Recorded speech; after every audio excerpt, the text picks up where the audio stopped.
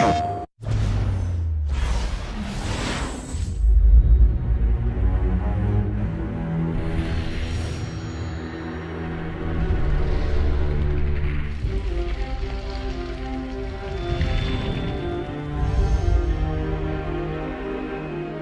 the history of the studio, we've always built our own engine, and it's something that it can be a blessing and a curse. It's slower to get up and running in the project because everything has to be built up from scratch, but you have much more control over how the engine is kind of accomplishing the goals of the games and IP you're making. It's always been important for us to have our own technology at Ready at Dawn because we have a vision of what we want the game to be and where we want the story to go, but we also have a vision of where we want the technology to go. So when you're starting a new engine, what you try to do is you try to build on something else, that either that's experience, another engine entirely, or in our case, we had a PSP working engine. On the PSP, it's how do we make it smaller? How do we kind of condense it? How do we streamline it? On the PS4, everything is how do I make it bigger? How do I make it faster? How do I make it more in your face? My feeling was that for this generation, a big distinguishing factor was going to be just how much more alive a game level should feel. We want every part of it to look like it belongs and feels kind of real and lifelike. We want it to look like it's a real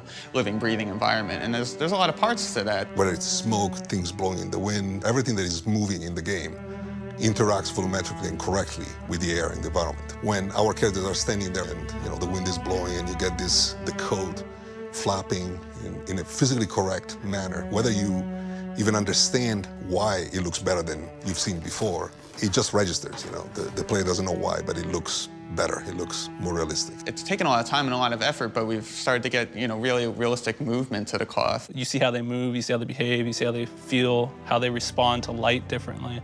And so a lot of that was a ton of research into period-accurate material. For every little, glint on a material or things like that, every bit of texture, we scan lots of textiles to get that sort of real-world look embedded into our materials. And so that was actually kind of challenging, is finding those materials in today's societies, because we have a lot of synthetic materials now.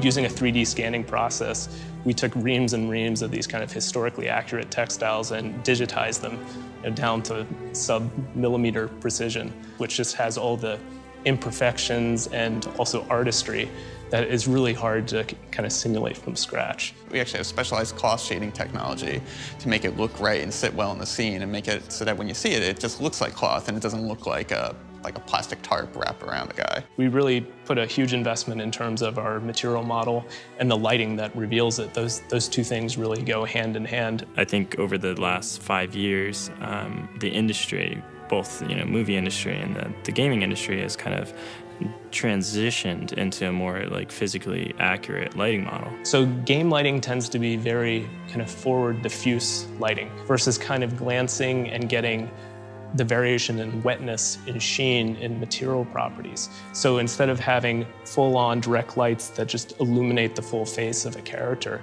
you have glancing lights that are catching kind of imperfections and implying form. We've spent a lot of time getting a good volumetric look to our lighting and our fog system so that it creates a kind of mood and atmosphere. The world we're in, especially foggy London, fluid and fog and these dense atmospheres and grime and soot are all very difficult anomalies to actually model. Even London today, the fog is a common element. But if you look at the Industrial Revolution, it's like you had fog and you had booming industry, you had soot, you had pollution. It was almost like another character in our world.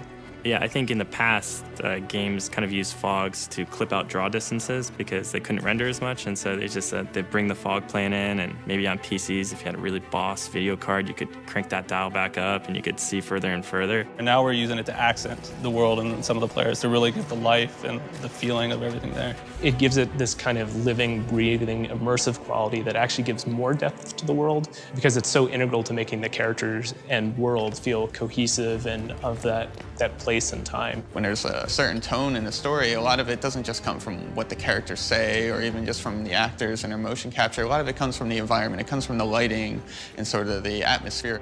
Any one thing seems kind of inconsequential, but as you see the meticulous kind of research and all those little details add up, the overall experience is something that conveys that level of detail. I don't think there's a single element that we're like, well, let's not go there because the hardware's not powerful enough. It was the door was open in any field, and we were like, okay, well, let's try to innovate as many fields as possible. Really, the limit is not the technology anymore. It's certainly not the platform. You can do anything. Like you can really set out a kind of a blank slate and say, what do we want to do differently? What do we think is really key to this new generation of hardware? Which to the end user and to the game and to the gamer means that we are giving them the best experience that we can. We're giving them the most physics that we can, the most graphics that we can, the most animation and AI work. And so what we're able to do is we're able to tailor each of those systems to maximize the hardware, to give them the best outward experience. Because now we're doing stuff that wasn't before possible. You have a truly cinematic, immersive, experience with characters that you care about, with environments that, blow your mind, that look so painterly and so beautiful and so interesting that you actually want to spend time in that world. Stay vigilant, all of you. We can expect hot work here. Music is an absolutely essential part of the experience in every way. The sound of the game is just as unique as the visual. It has its own identity. PlayStation